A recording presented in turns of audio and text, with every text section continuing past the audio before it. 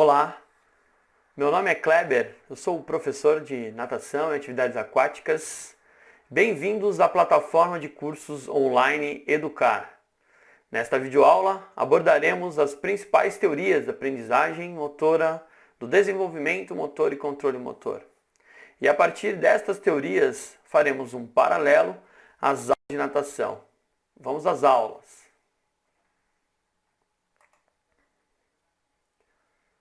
Nesse primeiro momento é importante nós entendermos que somos um sistema aberto. Estamos em constante organização, em constante contato com o ambiente. E a partir deste contato é que nós movimentamos, fazemos o comportamento estar sempre atrelados ao ambiente e à ação motora.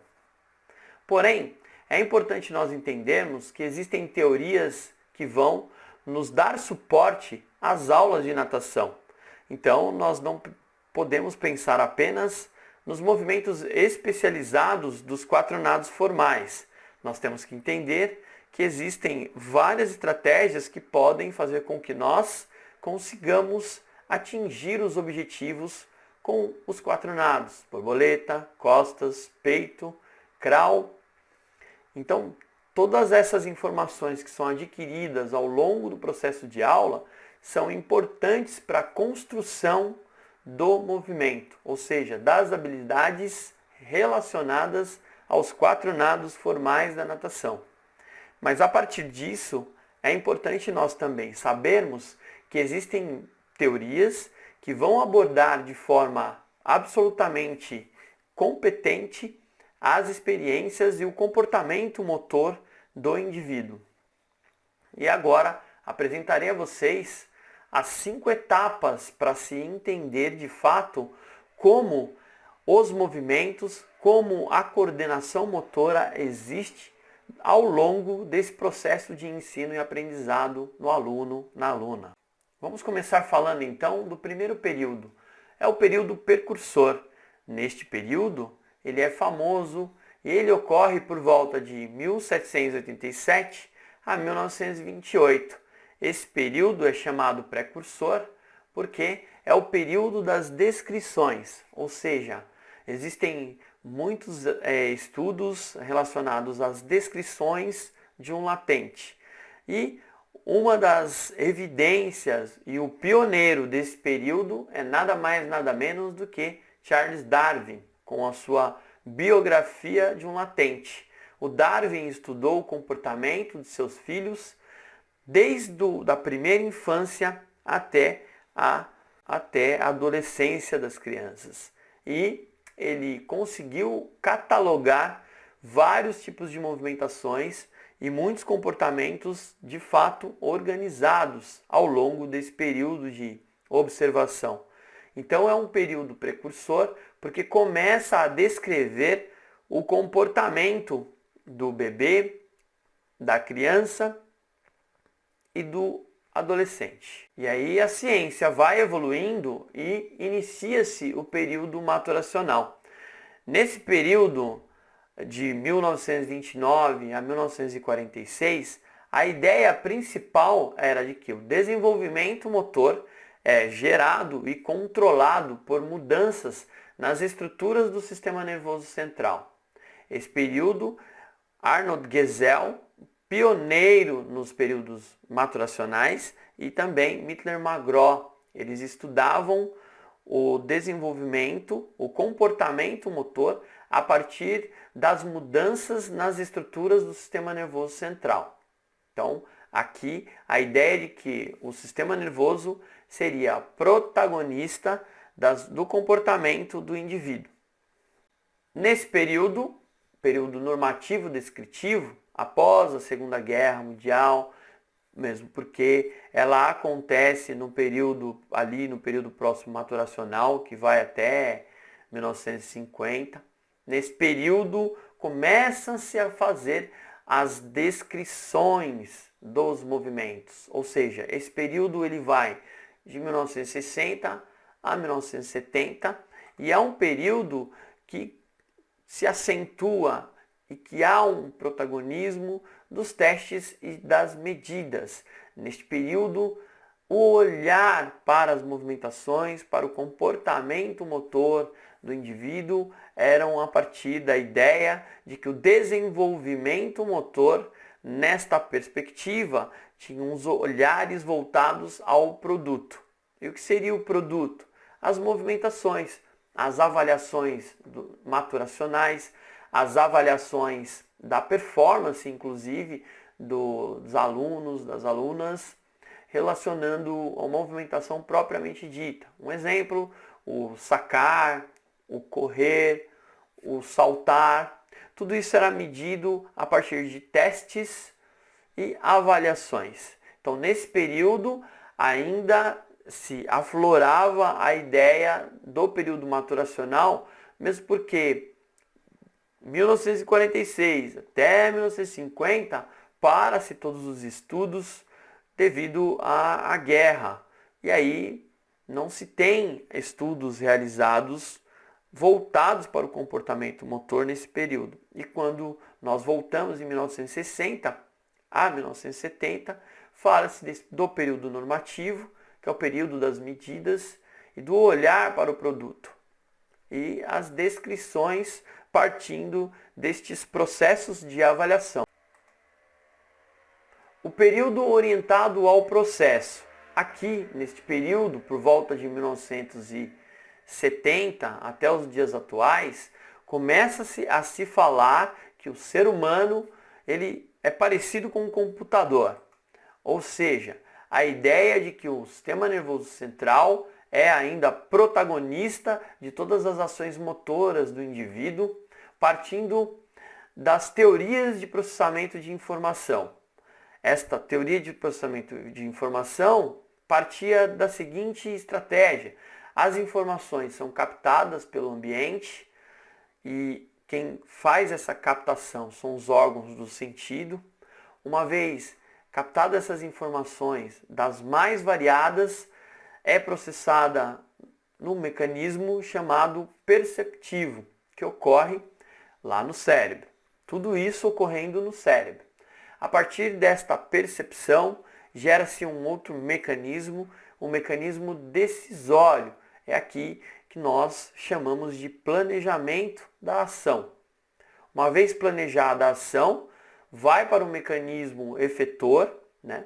Os mecanismos voltados ao sistema muscular, e aí sim inicia-se a movimentação do indivíduo.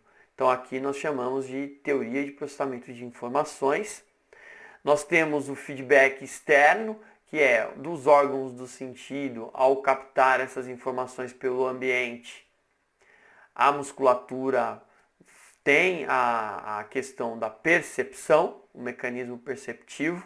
Uma vez percebido esses movimentos, percebido essas informações, gera-se a movimentação. E nós temos o feedback intrínseco. O feedback intrínseco seria o mecanismo perceptivo mandando as informações para o sistema nervoso, sistema muscular. E aí, o feedback intrínseco nos órgãos, no mecanismo dos órgãos efetores, promovendo a movimentação do indivíduo. Então, aquela ideia de que o movimento, toda essa estrutura e aparato inicia-se no cérebro, o cérebro manda informações para o corpo e aí gera-se o movimento. Isso em 1970, chamamos de teoria de processamento de informações. Aquela ideia de que o ser humano é parecido com uma máquina, com um computador. Ele é formatado, como se fosse formatado, e partindo dessas formatações, inicia-se todo o mecanismo de movimentação, de comportamento do indivíduo.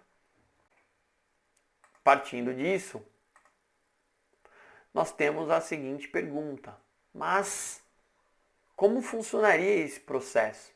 Aqui nós temos um olhar voltado às teorias da aprendizagem, que vai falar sobre esse comportamento do indivíduo, partindo, é claro, do protagonismo do sistema nervoso central, e geram-se algumas dúvidas do tipo: mas será que de fato todas essas informações estão a partir do protagonismo do sistema nervoso central? E aí entra uma teoria chamada teoria de sistemas dinâmicos. Nessa teoria, a ideia principal é que as mudanças que ocorrem no comportamento ao longo do tempo se dariam a partir das experiências e das relações entre o indivíduo, ambiente e a tarefa. Essas relações são dinâmicas e probabilísticas, ou seja, a partir das experiências que o indivíduo tem na vida. E esse conjunto de experiências com o ambiente, com a tarefa, com o ambiente, seja ele físico e social, promovem a emergência dos padrões de movimento. Então aqui já não falamos mais sobre a ideia formada de que o sistema nervoso central é o protagonista da emergência da ação motora, e sim as experiências que o indivíduo tem na vida. Para entendermos melhor como se construiu as áreas de concentração partindo do comportamento motor, se subdividiu em 3 etapas. Nós temos a aprendizagem motora, o controle motor, o desenvolvimento motor. Partindo dessas áreas, na aprendizagem motora, a ideia de se estudar a aquisição das habilidades a partir das experiências adquiridas ao longo da vida. No controle motor, a ideia de que os mecanismos internos e externos, coordenação e controle dos movimentos, estudando as partes mais voltadas ao processo. O desenvolvimento motor, estudando o desenvolvimento das ações motoras ao longo do tempo, partindo das experiências de vida do indivíduo. Algo bem semelhante às teorias de aprendizagem motora. Então, se nós fizermos um conjunto, a união destas linhas de pesquisa, nós podemos entender que o desenvolvimento, o comportamento motor do indivíduo, de fato se dá a partir das experiências que ele tem na vida. E partindo disso, é claro, começam-se a gerar algumas perguntas para que nós possamos refletir mais sobre as aulas de natação.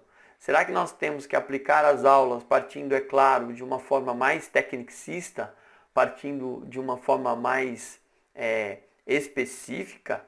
Ou será que nós precisamos aproveitar as informações que o aluno ou aluna tem no ambiente? Ou seja, as oportunidades de ação. E aí as perguntas começam a surgir. Será que de fato o nosso comportamento se daria a partir de mecanismos voltados ao protagonismo do sistema nervoso central? Será que o desenvolvimento das ações motoras, o desenvolvimento da aprendizagem, ela já vem de fábrica, já vem construído, pré-formatado no nosso cérebro, no nosso DNA?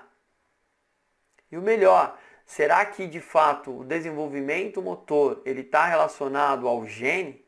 Será que isso está embutido no nosso código genético? E além disso, será que de fato o sistema nervoso central ele é o protagonista? É ele que dita as regras relacionadas ao comportamento motor do indivíduo? Essas são perguntas absolutamente importantíssimas para construirmos um cenário de oportunidades de ação motora para o indivíduo, para o aluno, para a aluna. E é nesse sentido, a partir das teorias de desenvolvimento, das teorias de aprendizagem motora, é que nós construímos uma ideia sobre o comportamento que emerge no indivíduo, das ações motoras. Portanto, as mudanças no comportamento motor, elas estão relacionadas ao longo da vida. Ou seja, o desenvolvimento motor são mudanças no nosso comportamento ao longo da vida. Logo nos primeiros anos de idade, nós somos altamente dependentes do adulto para nos locomover. E à medida que nós vamos crescendo, nós vamos nos desenvolvendo, nós sentamos sozinhos, nós engatinhamos, nós damos os nossos primeiros passos e aí nós corremos. Nós podemos chamar este comportamento de produto, né? Então aqui nós sentamos, engatinhamos, andamos e corremos. Podemos chamar de produto. Agora, nós temos que fazer a seguinte pergunta. Não é só o produto, mas sim os marcos referenciais que acabei de citar, esses marcos referenciais motores, sentar, engatinhar, andar e correr, quais seriam os mecanismos responsáveis por esses processos?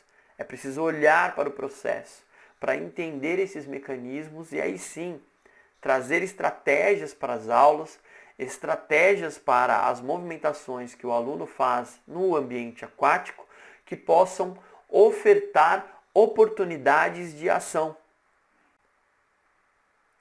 E é nesse sentido que nós configuramos uma certa reflexão do tipo: o desenvolvimento motor consiste em mudanças na organização da ação, numa rede recíproca de influências do gene à célula, da célula ao gene, da célula ao sistema nervoso, do sistema nervoso à célula, do sistema nervoso ao comportamento e do comportamento ao meio físico e social. E o resultado disso tudo é a capacidade que o indivíduo tem de interagir com o meio físico e social, adaptando-se a esse meio, mas também o transformando. Não podemos pensar apenas nas questões relacionadas ao sistema nervoso central, mas sim as oportunidades de ação que nós temos no ambiente físico, social, na tarefa e no indivíduo propriamente dito. E partindo disso, nós conceituamos, vamos para a ideia de um pesquisador chamado Carl Newell, que vai falar sobre as balizas, as quais estão escritas na literatura como restrições. São fatores que podem limitar ou ajudar nos processos de desenvolvimento motor. Essas balizas estão relacionadas ao ambiente, ao organismo e à tarefa. Estas relações são absolutamente dinâmicas. Então nós podemos utilizar aqui as teorias de sistemas dinâmicos, que vão falar de fato dessas relações que são dinâmicas e são probabilísticas. Então não podemos olhar de uma forma relacionada às questões voltadas ao processamento de informações apenas. Nós temos que entender que a oferta do ambiente, da tarefa e do próprio organismo são relações absolutamente exploratórias e dinâmicas. E partindo disso, o desenvolvimento motor, ele acontece a partir das experiências que nós temos na vida. Então, quando pensamos em uma aula de natação, não podemos apenas pensar nos 4 nados formais da natação: nado crawl, nado costas, nado peito, nado borboleta. Mas precisamos também pensar no cenário, nas oportunidades que nós temos de ação neste cenário, nas movimentações que o aluno, a aluna pode estar absorvendo a partir das estratégias montadas pelo professor. E essas estratégias, elas são absolutamente ricas em exploração. Nós somos indivíduos ativos e nós dependemos das experiências que nós temos ao longo do processo. É isso, pessoal. Essa foi a videoaula de hoje. Eu espero que vocês tenham gostado e vejo vocês nas próximas aulas. E sejam bem-vindos mais uma vez na plataforma de cursos online Educar. Forte abraço!